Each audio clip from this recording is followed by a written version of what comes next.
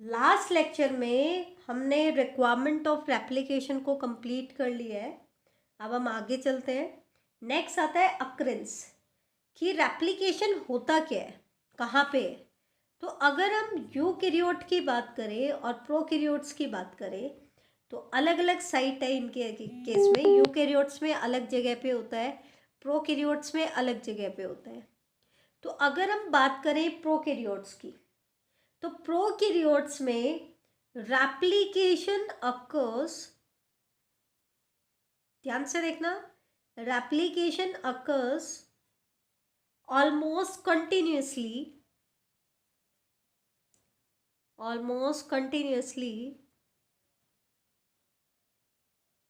In cytoplasm.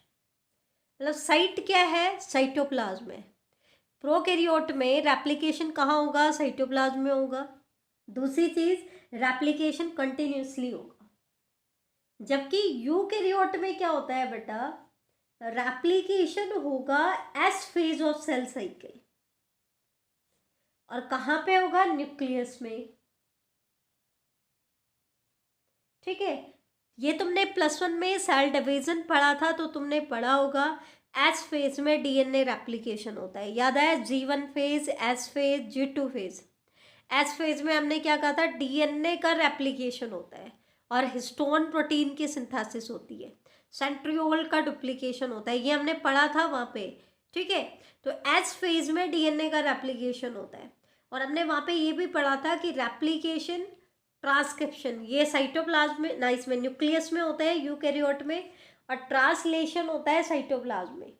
अब prokaryote में तो न्यूक्लियस तो है नहीं, जेनेटिक मटेरियल डायरेक्टली किसके कांटेक्ट में है, साइटोप्लाज्म में, क्योंकि न्यूक्लियर मेम्ब्रेन नहीं है। तो इनके केस में रेप्लिकेशन कहाँ होगा, साइटोप्लाज्म में। ठीक है, इनके केस में रेप्लिकेशन कंटिन्यूअसली चलता रहता है ऑलमोस्ट, जबकि यूकैरियोट्स में सिर्फ एस फेज में होता है। यूकैरियोट्स में क्या होता है बेटा, replication cycle and cell division cycle, cell division cycle are highly coordinated होती हैं, एक कोऑर्डिनेशन में चलती हैं। कैसे, एक रेप्लिकेशन साइकिल होगा तो डीएनए कंटेंट डबल हो गया, जैसे ये 2C है तो डीएनए कंटेंट 4C हो गया। और फिर सेल डिवाइड होगी तो वापस से 2C कंटेंट, डीएनए कंटेंट क्या हो गया, हाफ हो गया। तो ये चीज ध्यान रखना, डीएनए कंटेंट की बात कर रहे हैं, क्रोमोसोम नंबर की बात नहीं कर रहे। जैसे ही रेप्लिकेशन होता है डीएनए कंटेंट डबल हो जाएगा क्योंकि कार्बन कॉपी बन जाएगी। अब फिर जैसे ही सेल डिवाइड करेगी फिर से डीएनए कंटेंट क्या हो जाता है, हाफ हो जाता है। तो ये रेप्लिकेशन में तो डुप्लीकेशन हो गया, और जब सेल डिवीजन हुआ तो फिर से हाफ हो गया। तो ये जो दो मेथड है, दो इवेंट है, ये हाईली कोऑर्डिनेटेड होते हैं। अगर मान लो किसी इवेंट में सेल डिवीजन, रेप्लिकेशन तो हो जाए लेकिन रेप्लिकेशन के बाद सेल डिवीजन ना हो, तो इससे क्या होगा, डीएनए कंटेंट बढ़ गया है। तो ये कंडीशन कहलाती है polyploidy. Polyploidy means increase in whole set of genome, complete set of genome बढ़ जाता है। क्यों, क्योंकि रेप्लिकेशन साइकिल तो कंप्लीट हो जाती है लेकिन सेल डिवीजन साइकिल नहीं होती है। क्या नहीं होती है, सेल डिवीजन साइकिल नहीं होती। रेप्लिकेशन हो जाता है लेकिन सेल डिवीजन साइकिल नहीं होती है। तो इसलिए उनके केस में पॉलीप्लॉइडी इंट्रोड्यूस हो जाती है। क्या हो जाती है, पॉलीप्लॉइडी। एक चीज और ध्यान रखना, मोस्ट डीएनए रेप्लिकेशन जो होते हैं, most DNA replication they are bidirectional. Bidirectional का मतलब क्या है, डीएनए के दोनों स्ट्रैंड रेप्लिकेशन में पार्टिसिपेट करेंगे, जिनमें से एक कहलाएगा लीडिंग स्ट्रैंड और एक कहलाएगा लैगिंग स्ट्रैंड। एक स्ट्रैंड पे कंटिन्यूअस सिंथेसिस होती है और एक पे डिसकंटिन्यूअस होती है, ये हम आगे डिस्कस करेंगे। ज़्यादातर जो डीएनए रेप्लिकेशन होती है वो बाई डायरेक्शनली होती है, दोनों डायरेक्शन में रेप्लिकेशन होती है।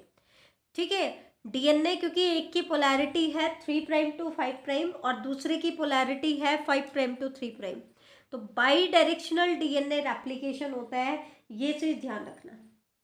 अब हम आते हैं रेप्लिकेशन के सबसे मेन पार्ट की तरफ, that is mechanism of DNA replication. Mechanism of DNA replication.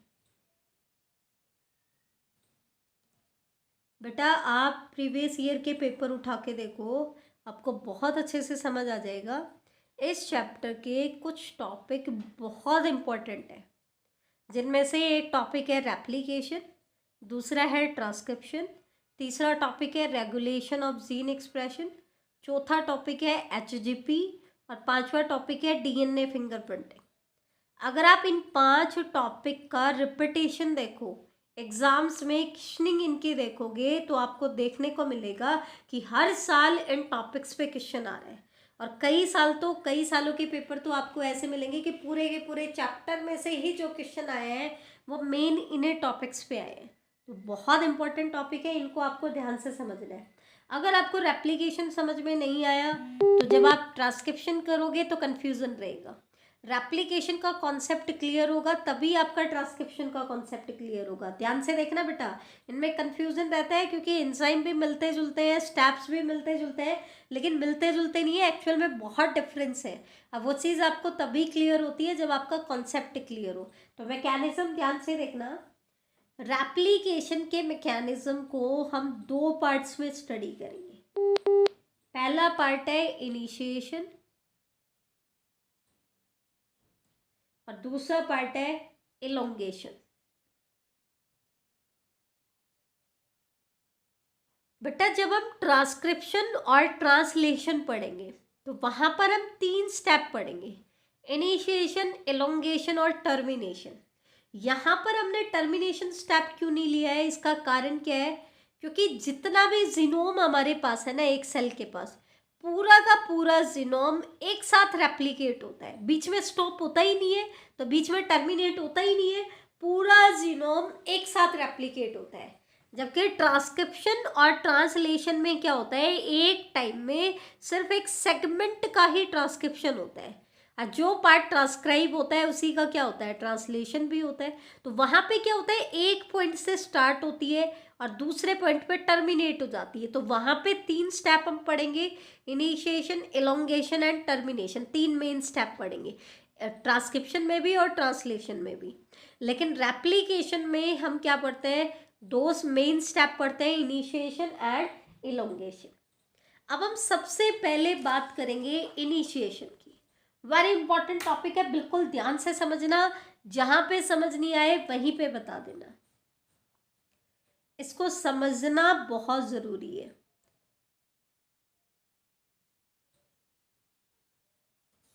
बेटा इनिशिएशन का मतलब क्या है, रेप्लिकेशन की शुरुआत होना। अब रेप्लिकेशन की शुरुआत का मतलब क्या है, आपके पास था double stranded DNA, replication initiate हो गया, इसका मतलब नए स्ट्रैंड का छोटा छोटा पार्ट बन गया, और छोटा छोटा पार्ट कौन सिंथेसाइज करेगा, प्राइमर। इसका मतलब नए स्ट्रैंड के लिए प्राइमर ऐड हो चुके हैं। दैट मीन्स इनिशिएशन में क्या होगा, सबसे पहले तो प्राइमर को ऐड करने के लिए डीएनए के दोनों स्ट्रैंड सेपरेट होंगे, ठीक है। फिर दोनों स्ट्रैंड के सेपरेट होने के बाद प्राइमर ऐड करेगा, कहाँ पे ऐड करेगा, टेम्पलेट के 3 प्राइम एंड पे। मान लो इसकी पोलैरिटी है 3 प्राइम टू 5 प्राइम, इसकी पोलैरिटी है 5 प्राइम टू 3 प्राइम, तो टेम्पलेट के 3 प्राइम एंड पे क्या अटैच होगा, प्राइमर। ये हम पहले ही बात कर चुके हैं।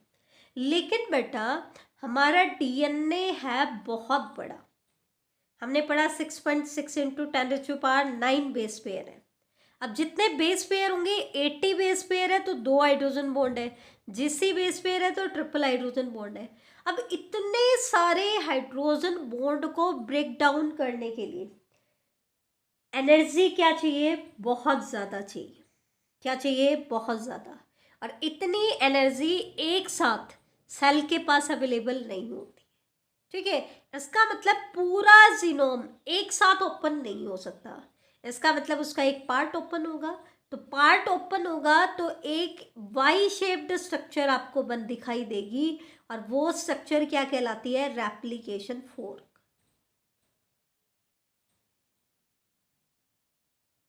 ठीक है। फिर जैसे जैसे रेप्लिकेशन होता जाएगा बाकी का डीएनए ओपन होता चला जाएगा। इसका मतलब इनिशिएशन में क्या हुआ, सबसे पहले हमने कहा melting of DNA. Melting of DNA मतलब डीएनए के दोनों स्ट्रैंड का सेपरेट होना, लेकिन पूरा डीएनए एक साथ तो ओपन होगा नहीं, क्योंकि फिर बायोलॉजिकल इंफॉर्मेशन किसके पास रहेगी। और फिर दूसरा, सेल को क्या चाहिए, इतनी ज़्यादा एनर्जी चाहिए जो कि अवेलेबल नहीं है। तो एक पार्ट में ओपन हुआ तो दैट मीन्स रेप्लिकेशन फोर्क बन गई। फिर रेप्लिकेशन फोर्क बनने के बाद प्राइमर का ऐड होना, क्या ऐड होना, प्राइमर का ऐड होना, ये क्या कहलाता है, इनिशिएशन। तो इन्हीं स्टेप को हम अब स्टेप वाइज स्टेप ले लेते हैं। इनिशिएशन में सबसे पहली चीज होती है मेल्टिंग ऑफ डीएनए। इनिशिएशन का सबसे पहला स्टेप क्या होगा, मेल्टिंग ऑफ डीएनए। अब सबसे पहला क्वेश्चन आता है, डीएनए की मेल्टिंग हमें क्यों करानी है। ये हमने पहले भी बताया, टू एक्सपोज सिंगल स्ट्रैंड, उनके जो सिंगल स्ट्रैंड है वो एक्सपोज हो जाए। एक्सपोज होने का मतलब क्या है, जैसे ये नाइट्रोजिनस बेस है तो इसमें पॉलीन्यूक्लियोटाइड चेन में क्या है, नाइट्रोजिनस बेस है सेंटर की तरफ, नाइट्रोजिनस बेस किधर है, सेंटर की तरफ, ठीक है, ऐसे है। तो इनके नाइट्रोजिनस बेस आपस में हाइड्रोजन बॉन्डिंग कर रखे हैं तो वो सेंटर की तरफ है, तो एक्सपोज नहीं है, तो हमें इनको तोड़ना पड़ेगा ताकि इनके नाइट्रोजिनस बेसिस क्या हो जाए बेटा, एक्सपोज हो जाए, क्या हो जाए, एक्सपोज हो जाए, ताकि कॉम्प्लीमेंट्री न्यूक्लियोटाइड इनके ऊपर आकर के बाइंड कर सके। तो मेल्टिंग ऑफ डीएनए का पर्पस क्या है, टू एक्सपोज सिंगल स्ट्रैंड, ठीक है। लेकिन हमने क्या कहा, मेल्टिंग पूरे जीनोम की एक साथ तो होगी नहीं, एक साथ नहीं होगी तो एक वाई शेप्ड स्ट्रक्चर बन जाएगी जिसको हम क्या बोलेंगे, रेप्लिकेशन फोर्क। तो इनिशिएशन में सेकंड स्टेप क्या हो गया, फॉर्मेशन ऑफ रेप्लिकेशन फोर्क।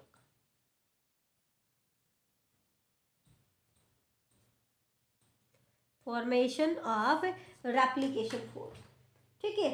ऐसा क्यों, बिकॉज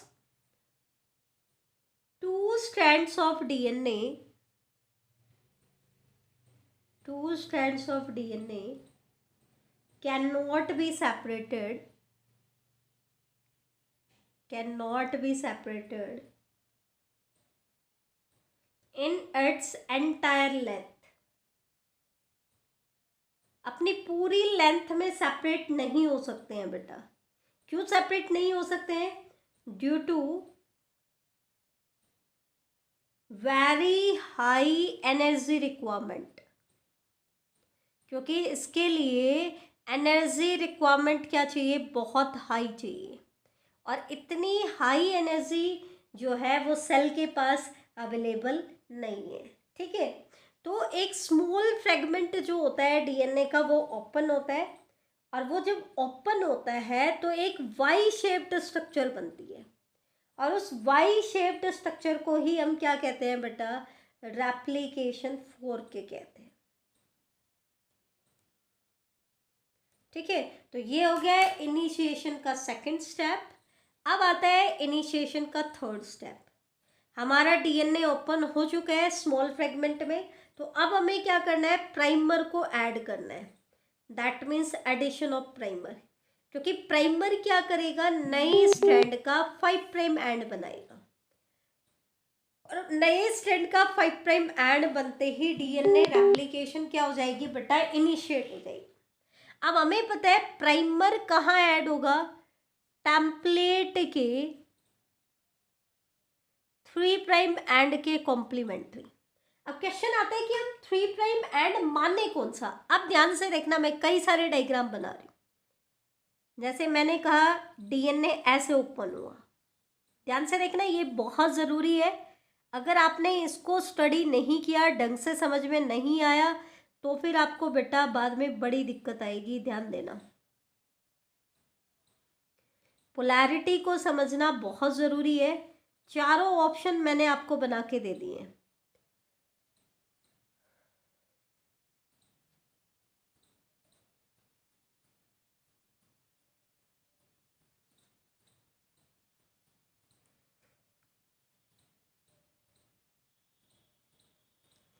एक एक ऑप्शन को अब हम डिस्कस करेंगे, ध्यान से देखना। एक्चुअल में जैसा हमने ट्रांसक्रिप्शन के केस में मैंने स्टार्टिंग में थोड़ा सा बताया था कि पोलैरिटी हम किधर से रीड करना शुरू करते हैं, जिस तरफ प्रोमोटर होता है। क्या होता है? प्रोमोटर होता है। उसी तरीके से बेटा इस केस में, रेप्लिकेशन के केस में, हम पोलैरिटी कहाँ से मेजर करेंगे बेटा? जिस एंड से आपका रेप्लिकेशन फोर्क बनता है। दैट मीन्स इस वाले डीएनए में ऊपर वाले स्ट्रैंड की पोलैरिटी क्या होगी? 3 प्राइम टू 5 प्राइम, क्योंकि फोर्क किस तरफ बनी है? लेफ्ट हैंड की तरफ बनी है। नीचे वाले स्ट्रैंड की पोलैरिटी क्या होगी? 5 प्राइम टू 3 प्राइम। लेकिन इस वाले डायग्राम में क्योंकि फोर्क आपकी मैंने बनाई है राइट एंड में, तो ऊपर वाले स्ट्रैंड की पोलैरिटी क्या होगी? 5 प्राइम टू 3 प्राइम, ना कि 3 प्राइम टू 5 प्राइम। ध्यान रखना भाई। और नीचे वाले स्ट्रैंड की पोलैरिटी क्या होगी? 3 प्राइम टू 5 प्राइम। सिमिलरली इस वाले डीएनए स्ट्रैंड में, इस डीएनए